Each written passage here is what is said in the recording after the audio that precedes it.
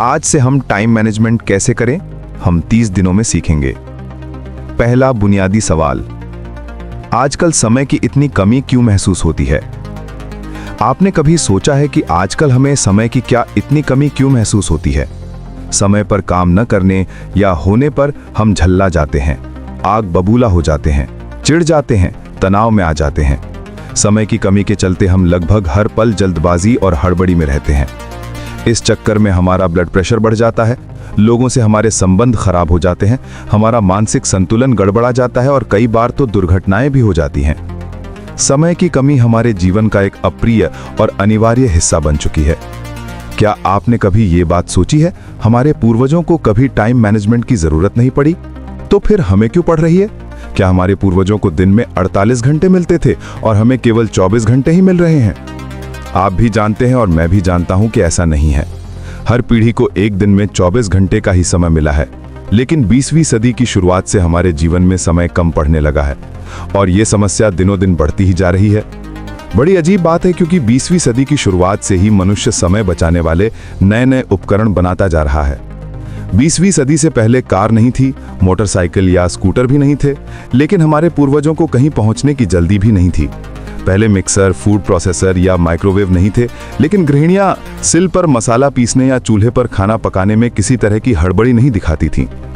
पहले बिजली नहीं थी, लेकिन किसी को रात रात भर जागकर काम करने की जरूरत भी नहीं थी। वास्तव में तब जीवन ज्यादा सरल था, क्योंकि उस समय इंसान की जिंदगी घड़ी के हिसाब से नहीं चलती थी। औद्योगिक युग के बाद फैक्ट्री, ऑफिस और नौकरी का जो दौर शुरू हुआ, उसने मनुष्य को घड़ी का गुलाम बनाकर रख दिया। पहले जीवन सरल था और अब जटिल हो चुका है। यही हमारी समस्या का मूल कारण है। पहले जीवन की रफ्तार धीमी थी, लेकिन अब तेज हो चुकी है। अब हमारे जीवन में इंटरनेट आ गया है, जो पलक झपकते ही हमें दुनिया से जोड़ देता है। अब हमारे जीवन में टीवी आ चुका है, जिसका बटन दबाते ही हम दुनिया की खबरें जान लेते हैं। अब हमारे पास कारें और हवाई जहाज हैं, जिनसे हम तेजी से कहीं भी पहुंच सकते हैं।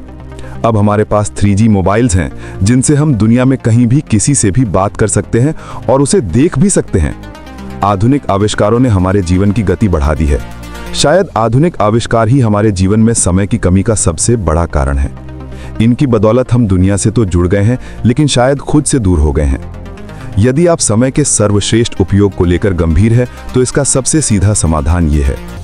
यदि आप किसी तरह आधुनिक आविष्कारों से मुक्ति पालें और दोबारा पुराने जमाने की जीवन शैली अपना लें, तो आपको काफी सुविधा होगी। नहीं, मैं यहाँ चूल्हे पर रोटी पकाने या मुंबई से दिल्ली पैदल जाने की बात नहीं कर रहा हूँ।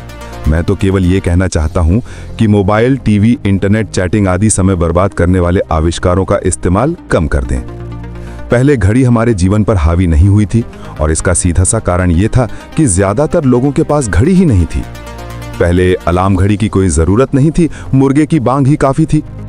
तब 8:18 की लोकल पकड़ने का कोई तनाव नहीं रहता था। तब कोई काम सुबह 9 बजे हो या 9:15 बजे, कोई खास फर्क नहीं पड़ता था। लेकिन आज पड़ता है। तो इस पुस्तक को आगे पढ़ने से पहले ये बात अच्छी तरह से समझ लें कि diabetes, high blood pressure, cholesterol और हृदय रोग की तरह ही समय की कमी भी एक आधुनिक समस्या है, जो आधुनिक जीवन शैली का परिणाम है। यदि आप इस समस्या को सुलझाना चाहते हैं, तो आपको अपनी जीवन शैली को बदलना होगा। याद रखें, दुनिया नहीं बदलेगी, बदलना तो आपको ही है। यदि आप अपनी जीवन शैली और सोच को बदल लेंगे, तो समय का समीकरण भी बदल जाएगा।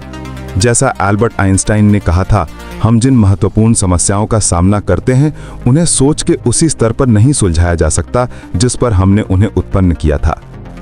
अब गेंद आपके पाले में है। अपनी सोच बदलें, जीवन शैली बदलें और समय का उचित प्रबंधन करके अपना जीवन बदल लें। इस संदर्भ में आधुनिक प्रबंधन के पितामह पीटर एफ ड्रकर की बात याद रखें। जब तक हम समय का प्रबंधन नहीं कर सकते, तब तक हम किसी भी चीज का प्रबंधन नहीं कर सकते। आज के लिए बस इतना ही। मिलते हैं एक और नई वीडियो में दूसरा बुनियादी सवाल के साथ। जय हिंद।